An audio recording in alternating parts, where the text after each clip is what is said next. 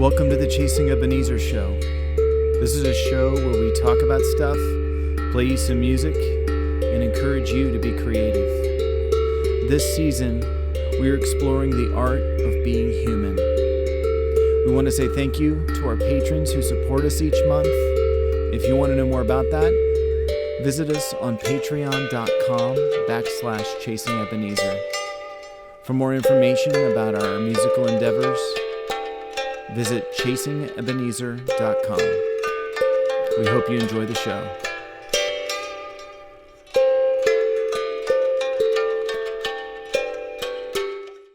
Hey everybody, welcome to the Chasing Ebenezer Show. I'm Heidi, this is Benjamin, and we're going to talk about being human and creating. That's right. And lots of good stuff. Awesome. Big thank you to our patrons. You support us each month. You help us. You help us feel emotionally supported. And you help us feel financially supported, so much so that we are in the process of beginning to record our next full-length album, which... Whoa, this is a big deal. It is a you big are deal. Helping us make it happen. It is a big deal. You and the guys have started. We've started. And it's already sounding This is what I'm excited about, because we wanted to try to do all of this on our own. And so we set up drum mics in my drummer's basement.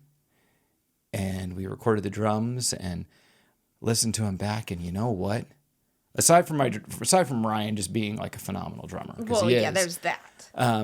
It just sounds really good. And I haven't even mixed it yet, and it already sounds good. So that's a good sign. Big shout out to Ryan and to Hunter, who's also one of our patrons. He helped me mic the drums. He has wonderful opinions that he expresses to me. And he helped me set up the mic, so a lot of the reason they sound good, partially, are because of him. So thank you out there. If you haven't redeemed a perk that you need to redeem, do it now. Do it. Do it. Let us know. Send us a message. Yes. What are you excited about? I'm excited because I got new chairs and pillows. Because we have had a broken futon in our living room for a while. Yep. And just now I have chairs and pillows. Probably too many pillows. I'm kind of like that progressive commercial, I think, today. Just a little bit. Just exciting to have. But yeah, no, they look really cool. I've never been excited about pillows before, unless I'm going to sleep on one. But I liked it. It was good. Yeah. Yeah. How are you feeling your humanity these days?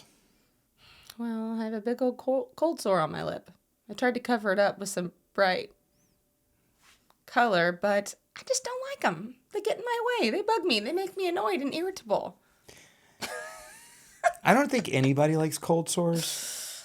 Well, you've never had one?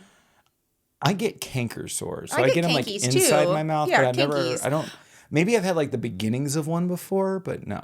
Well, when I was a kid, did you ever put like that numbing stuff? I think so. Remember? I think so. I would put on little canker sores in my mouth. Yeah. Anyway, I remember that. Don't look too closely and zoom in, or you'll be able to make out my big cold sore.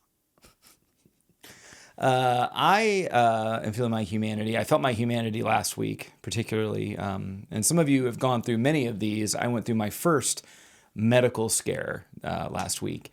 So I found something that I thought could have potentially been cancerous. And so, and all of a sudden, when I had that thought, made that doctor's appointment, I was like, I might have cancer. And there was this voice in my head that was like, wait a minute, I'm not supposed to get cancer. That's not part of the deal. That's not how this works. It was like I had this bargaining going on with God and thinking that I was somehow immune to that. And I'm like, well, that's silly that I thought that, but I did. And I'm really grateful because the good people at Kaiser got me in within like 48 hours of me calling, which is really good. They were not messing around. No, but those 48 hours, it was kind of like I went through some emotions and thinking like, well, if I do have it, how bad is it? And if this is the case, then what is my life now? What is important? What do I believe? I mean, it really brought up all these kinds of questions. So to not keep the listener in suspense, we went to the doctor's office on Thursday, got a little ultrasound, and within 30 minutes, they came back and said it was fine. I'm good. Nothing. So I just felt so grateful and so rich. The fact that we were able to that quickly see a doctor, get checked out. I was just overwhelmed with gratitude because not all people in the world can have that happen. True. And just felt, wow, I am so rich. This is a gift that is not earned, but I think I was very overwhelmed with gratitude, and that you're okay too. Well, that's a good thing too. That's a good thing too. No, but that was a really it is. good... Yeah, it is very.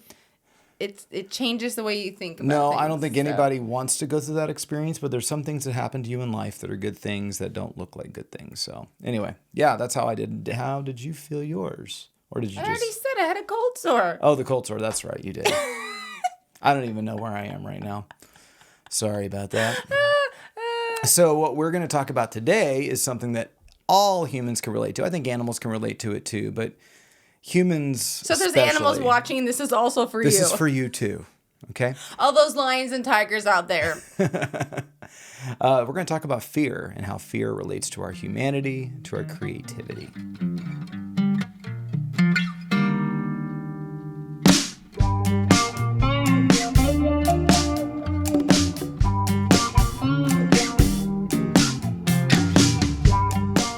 So what were your childhood fears? Being bored, missing out. I didn't want to miss out on anything good. Really?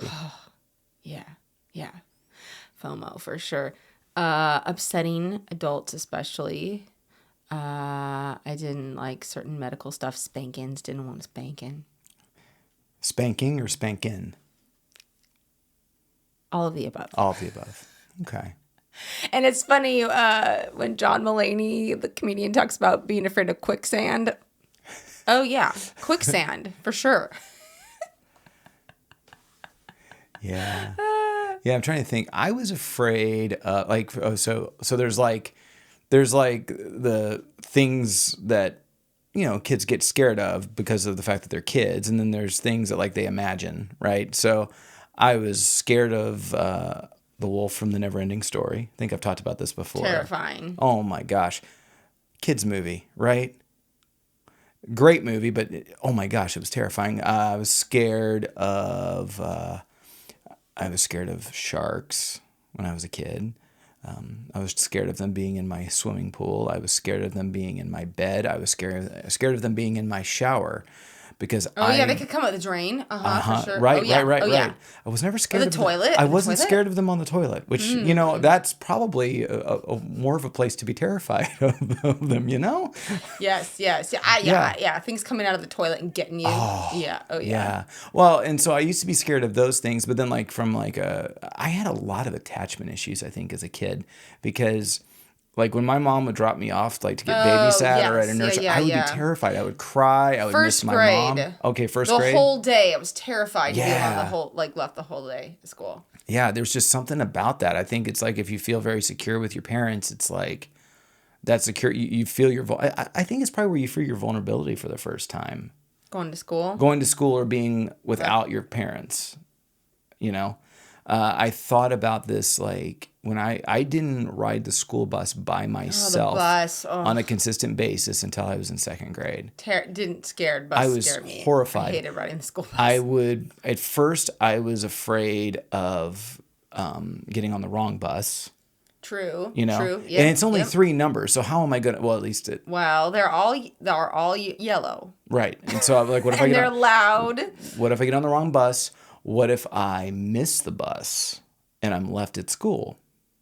Well, we didn't have cell phones back then. That's true. You couldn't text and be like, "Hey, Mom, I missed the bus." I mean, it's a big deal. Right, it was a big deal. And then my mom really accommodated my issues very well. She worked at my school for the first few years, while I was there. But then she would start picking me up, and then I had this fear of, well, what if she forgets me? What if she forgets to pick me up? And that never happened until 6th grade. Hey. And by 6th grade, I was okay. I was like, I'm just going to chill. She'll remember. It's fine. But I used to be terrified of that kind of thing. Yeah. I was terrified of being honest with adults. Really? Especially adults. I don't know. I just never wanted to upset anyone. I never wanted to get in trouble. Being in trouble. Yeah, getting in trouble is worst. definitely The worst. But I don't imagine you got in trouble at school very much. Like maybe a little bit, but not. Probably not that much. No. Unfortunately, I was a little bit of a goody two shoes. So I was super annoying. You say that as if I'm surprised. What?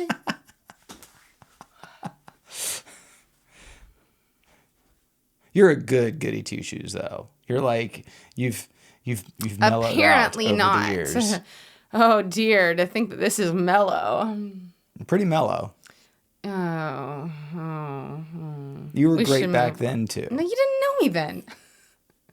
When I first met you. Oh, when you first met me. Yeah. Okay. I was like, you didn't know me in grade school. No. You probably would have been super annoyed by me. I But doubt I was that. super mean. No, I got that. Well, yeah. I got okay. So, like, I got in trouble. Like, I got put in timeout sometimes in school. But like, timeout's the worst. What I felt, I never got sent to the principal's office. I got in trouble in 4th grade. I got lunch detention. Oh. Because this is kind of weird. In my elementary school, we had and maybe my kid brain is like importing something that wasn't there, which is totally possible. But I felt like we had this like little like traffic light in our It's possible. cafeteria. Yeah, they have those lights. And if the red light came on, that means everybody had to be quiet. Oh, I could totally see it. Yeah, they have those. Well, I was sitting with a bunch of funny kids. You are not being quiet. And all that happened was at my table, they were telling some jokes. Oh, no. And I think I laughed. Oh, no. All I did was laugh. And I'm like, I'm sorry. Bad.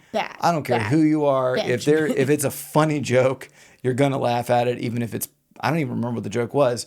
But like our table got reported to our teacher, and my teacher made the effort to single me out. She said, "No, Benjamin, if you were one of the people that laughed, you have to go to detention." So I was like, laughed. because I also didn't want to lie and be dishonest. I was like, okay, fine.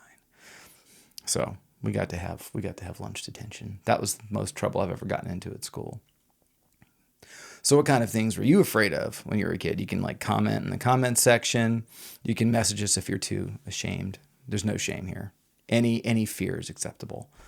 So how would you say your fears have shifted now that you're an adult? I think they're just different things.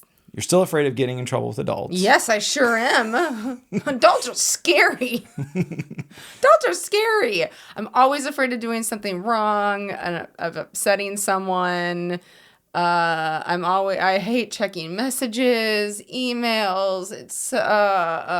I'm afraid of doing something wrong or having to go back and that's terrifying. Or then it's like, do I go back and try to fix it or do I let it go? And so it's just interesting the things that we're afraid of as adults are generally so different. Well, and like the monsters in your closet become the bills in your mailbox. I still don't like the dark. I know. I love lights on of some shape or form all the time. She does. And I know it's annoying, but I do not like the dark. I've gotten used to having the TV on at night. As long as it's like not like one of those couples. Yeah, that's okay though. We know it's not recommended. No. So I'd say that's true. Now I'm still afraid of sharks. I go in the ocean, I get afraid of sharks. So that's a fear that's remained. You know, I'm afraid of cougars now, because we have those all over Oregon. They show up in neighborhoods. They show up on beaches. A lot of cougars. So when I go hiking, I have to push the fear in the back of my mind because I'm thinking to myself, it's possible I'm being watched right now and I'm not aware of it. So I'm always looking behind me to see. And I'm a cat person, but I'm not that kind of a cat person.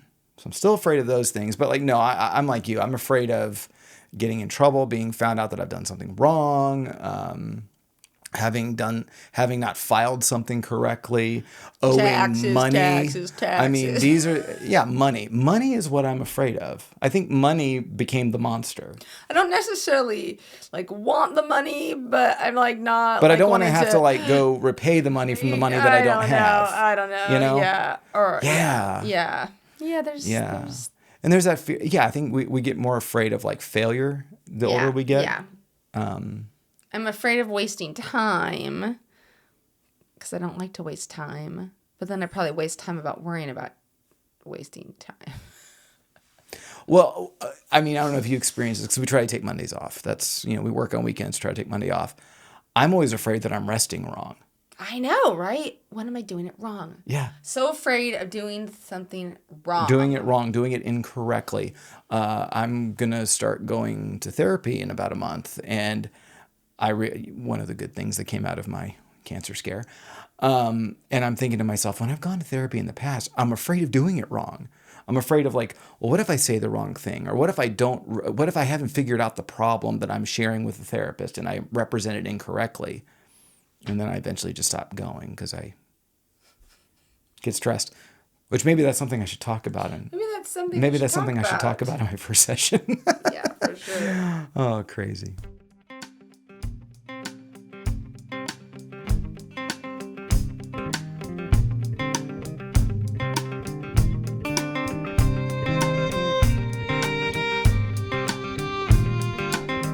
So I've come to believe that the trait of being fearless is not necessarily a good trait, because sometimes being fearless is to be stupid. It's not to be smart, because there's healthy fear and there's unhealthy fear.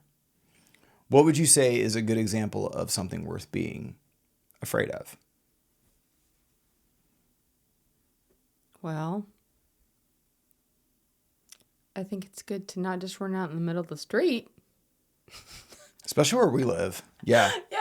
Yeah. I think that there's valid things that can cause harm. Yep. So. But that kind of fear. There's a zillion of them. Now, an unhealthy way of that would work out is that I don't want to get hit by a car, so I'm never going to leave my house. Right. Right. It leads to paralysis versus. Yeah. And disconnection from society. And not living. Right. Yeah. And it's going to be different for every person. Living with caution, living carefully. Versus carelessly. Carelessly.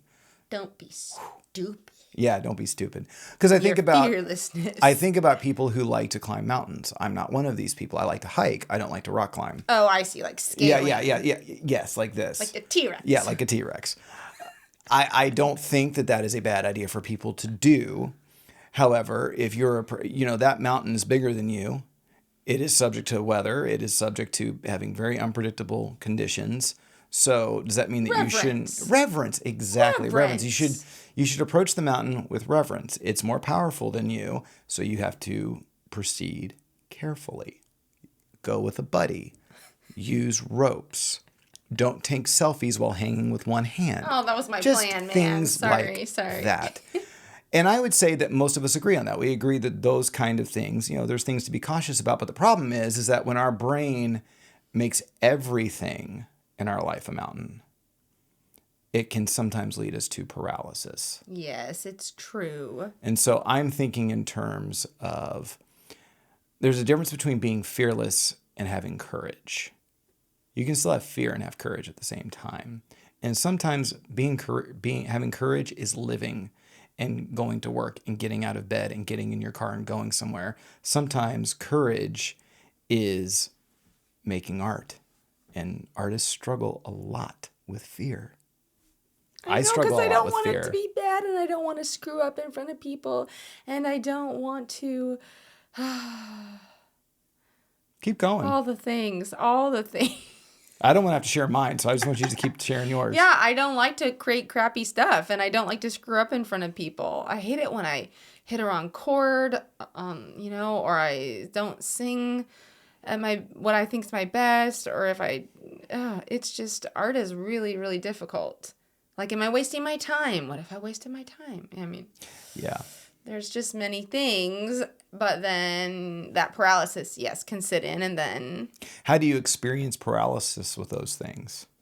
That I'll just sit and stare, or I won't just do something, make a decision, work on this painting, or work on this chapter that you're writing, or I definitely in a crowd, I can get really overwhelmed and not connect with people, especially if I feel like that post-performance despair or depression. I have that a lot. Crash. Like, and then it goes into, I suck, I'm terrible, I'm worthless, no one should love me, I should just go leave society and go live in the woods. And sometimes she keeps this to herself, and sometimes she just says it to me over and over again. I'm just sharing. No, it's good. I appreciate it. It's fine. It's a thing. It's so real, but I can't not do what I do. Like, it's part of what I was made to do. Yeah.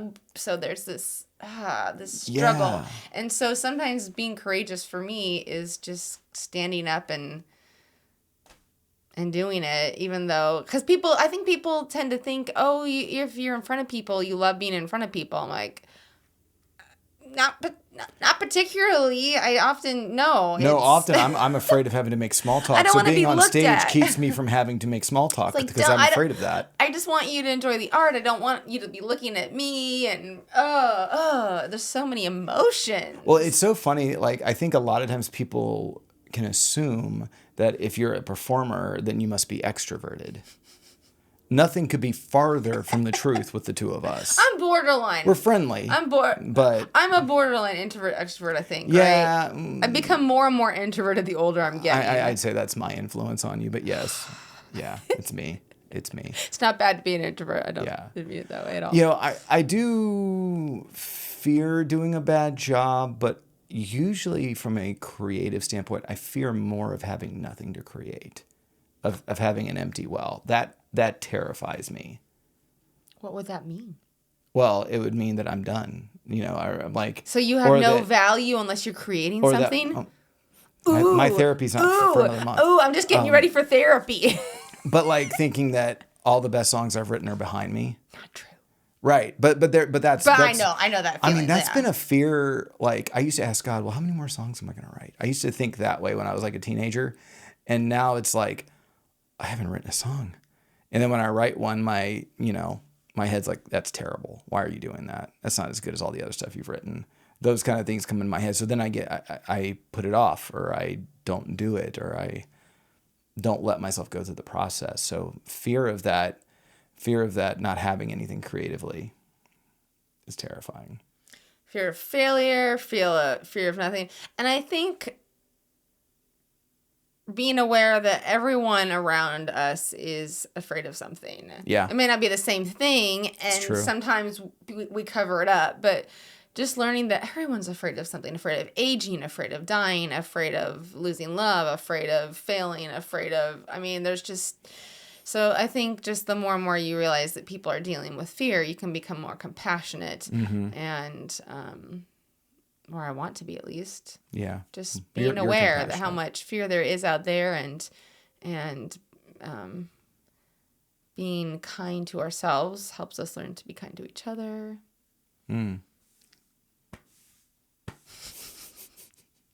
We used to, in preschool, be like, gentle hands, gentle hands. Anyway, that was, I just was like, oh, be kind to yourself.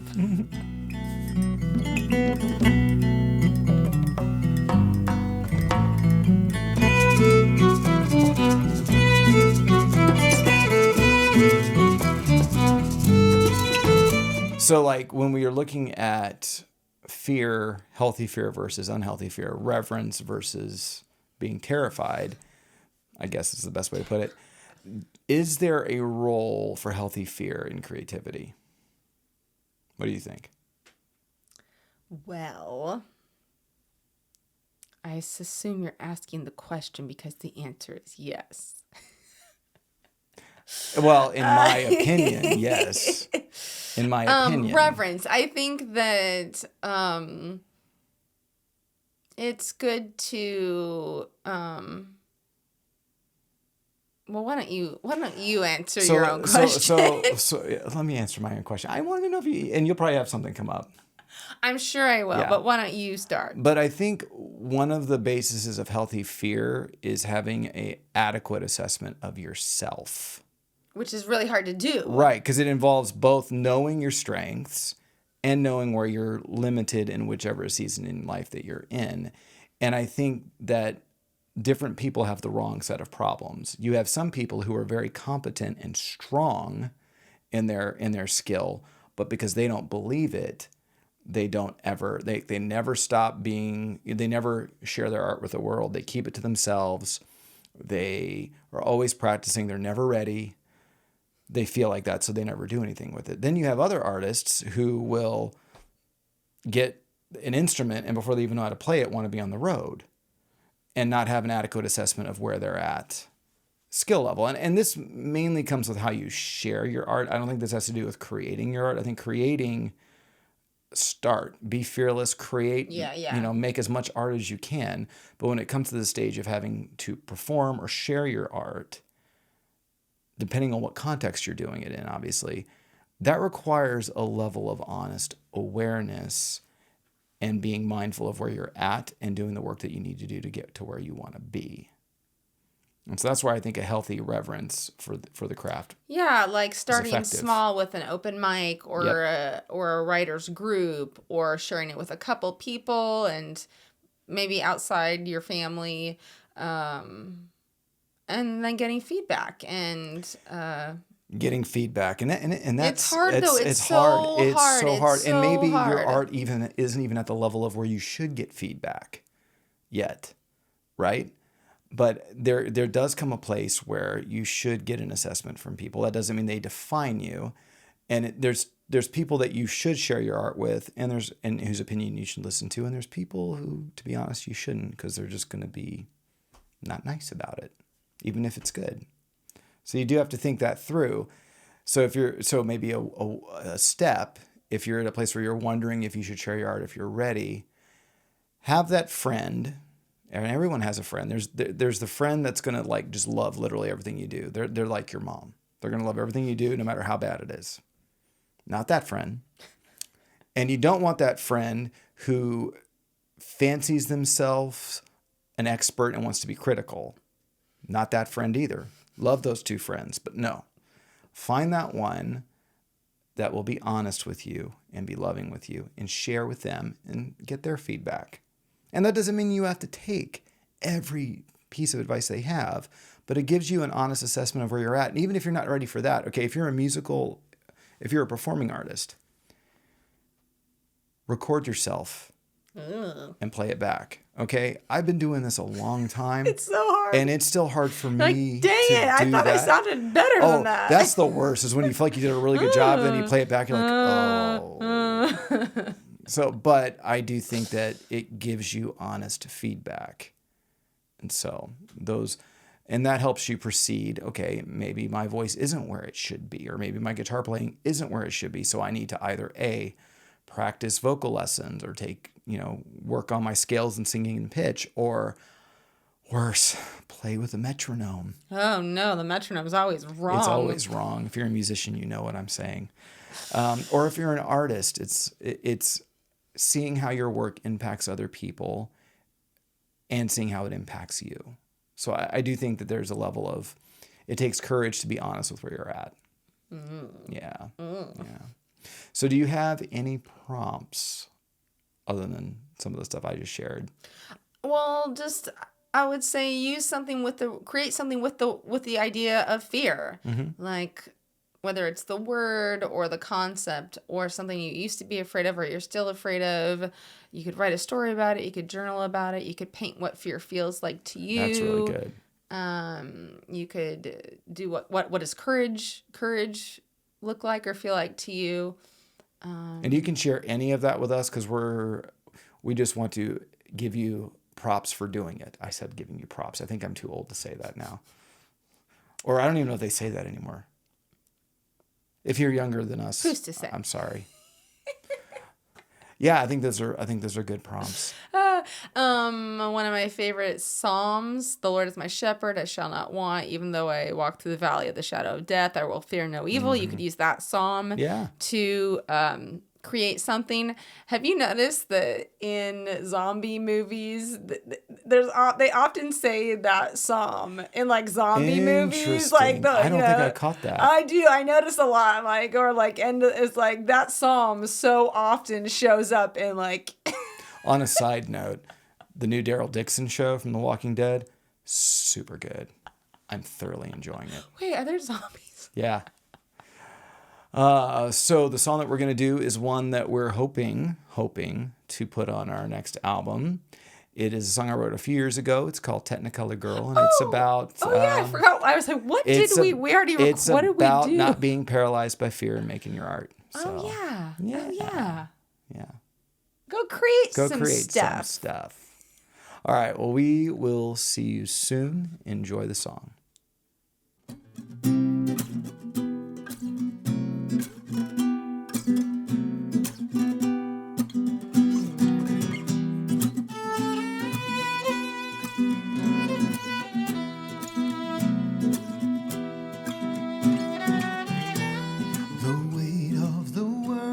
Has stolen the song from your tongue.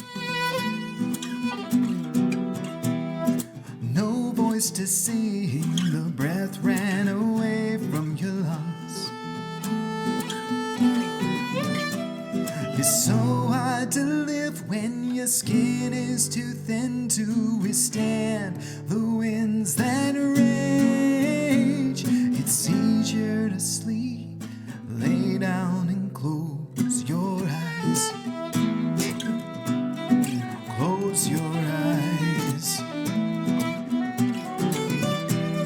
You ever wanted to be something, not too much, more than nothing? Think about it. Hell's a life you haven't tried. Wasted years, time passed by. Dream about it. It's so hard to live when your skin is too thin to withstand the winds that rage. Let's go, my love. I am on your side. See the world, it's like their colored eyes. Oh, sweet girl, we don't have much time, 'cause the world, it needs you now.